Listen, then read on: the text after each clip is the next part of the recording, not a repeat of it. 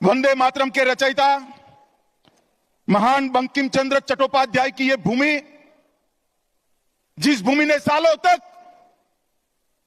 पूरे भारत का मार्गदर्शन करने का काम किया, चाहे ज्ञान हो, विज्ञान हो, धर्म हो, स्वतंत्रता संग्राम हो, हर क्षेत्र में सालों तक बंगाल ने भारत का नेतृत्व करा।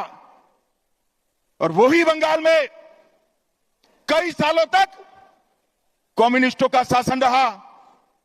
और उसके बाद मां माटी मानुष का नारा देकर ममता दीदी आई और उन्होंने ये महान बंग भूमि को आज घुसपैठ, भ्रष्टाचार, स्त्रियों पर अत्याचार, अपराध, बम धमाके और हिंदुओं के साथ दुराचार का केंद्र बनाकर रख दिया है। दुराचार का केंद्र बनाकर,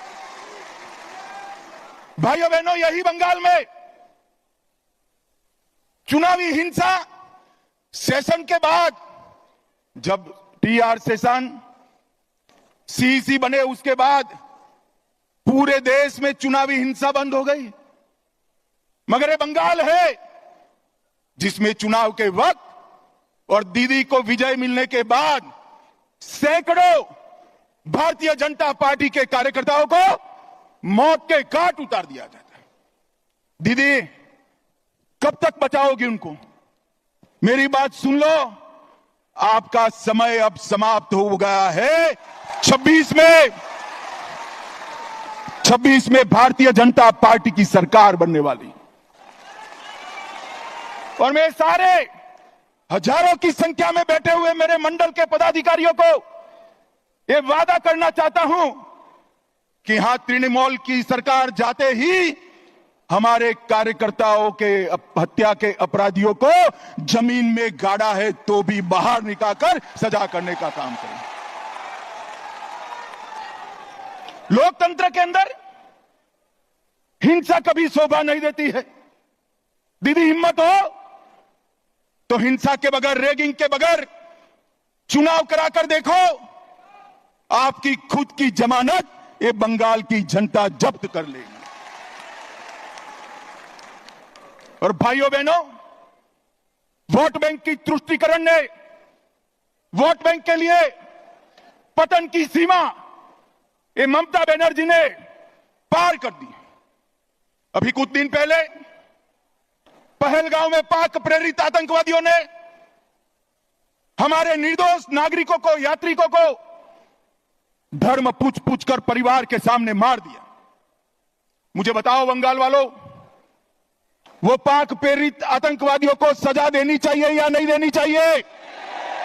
अरे जोर से बोलो, देनी चाहिए या नहीं देनी चाहिए? मोदी जी ने ऑपरेशन सिंदूर किया, ठीक किया या नहीं किया?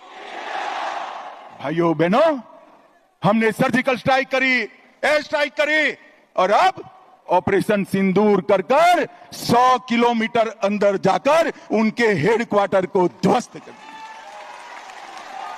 सैकड़ों आतंकवादी मौत के घाट उतार दिए गए और दीदी के पेट में दर्द होता है। दीदी, इतना दर्द बंगाल का यात्री जब वहां मारे गए तब किया होता तो ठीक था। उस वक्त कुछ नहीं बोला, और मोदी जी ऑपरेशन सिंदूर कर कर यहां आए तो एक घटिया सा राजनीतिक बयान देकर ऑपरेशन सिंदूर का विरोध किया।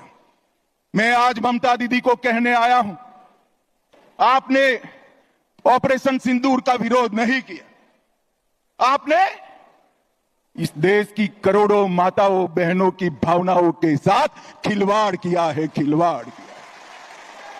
और मैं बंगाल की मातृशक्ति को भी अपील करने आया हूं, आने वाले चुनाव में ऑपरेशन सिंदूर पर सवाल उठाने वाली ममता जी को सिंदूर की कीमत बंगाल की माताएं बहनें जरा समझा दे, सिंदूर का अपमान करने का क्या मतलब होता है। और ममता जी, आप जितना पक्ष लेना है उतना पाक प्रेरित आतंकवादियों का पक्ष ले लो। मैं बताकर जाता हूं, ये नरेंद्र मोदी सरकार है, ये भारतीय जनता पार्टी की सरकार है। ऑपरेशन सिंदूर समाप्त नहीं हुआ है। भाइयों बहनों, आगामी चुनाव में यहां बैठे हुए सभी मंडल के पदाधिकारियों का मेरा विनती है कि बंगाल का चुनाव सिर्फ बंगाल का भविष्य नहीं तय करता है। बंगाल का चुनाव देश की सुरक्षा के साथ जुड़ा हुआ चुनाव है, क्योंकि ममता बनर्जी ने हमारे देश की सीमाओं को बांग्लादेशियों के लिए खुला कर दिया है। इनके आशीर्वाद से घुसपैठ हो रही है। मुझे बताओ मित्रों, घुसपैठ रोकनी चाहिए या नहीं रोकनी चाहिए? जोर से बोलो, रोकनी चाहिए या नहीं रोकनी चाहिए? क्या दीदी रोक सकती है? जोर से बोलो, रोक सकती है? ये भाईपो रोक सकते हैं क्या? घुसपैठ केवल और केवल कमल फूल की सरकार रोक सकती है। तृणमूल के सांसद मुझे संसद में पूछ रहे थे कि बीएसएफ क्या कर रही है। अरे ममता दीदी, हमने आपसे भूमि मांगी है, पूरी भूमि दे दो, बाढ़ को समाप्त हो जाने दो, एक परिंदा भी पैर नहीं मार पाएगा, परिंदा भी पैर। आप जानबूझकर बॉर्डर पर भूमि नहीं देते हो क्योंकि घुसपैठ चलती रहे, आपकी वोट बैंक बढ़ती रहे और आपके बाद आपका भतीजा भी मुख्यमंत्री बनता रहे। भाइयों बहनों, ये होने वाला नहीं। पूरा देश चाहता है कि यहां देशभक्तों की सरकार बने, तुष्टीकरण वालों की सरकार न बने। ये ममता दीदी ने सोनार बांग्ला का स्वप्न तहस नहस कर दिया। भ्रष्टाचार, घुसपैठ, महिलाओं पर अत्याचार, हिंदुओं के साथ अन्याय, इससे इनकी राजनीति चलती है। सबसे बड़ी बात, मुस्लिम वोट बैंक को खुश करने के लिए ममता दीदी आपने ऑपरेशन सिंदूर का भी विरोध किया। कार्यकर्ता भाइयों बहनों, मुझे बताइए, ये तुष्टीकरण बंगाल में चलने देना है क्या? जोर से बोलो, चलने देना है क्या? आज संकल्प कर जाइए कि 2026 में ये ममता बनर्जी की सरकार को मूल समेत उखाड़ कर हम फेंक देंगे, मूल समेत उखाड़ कर।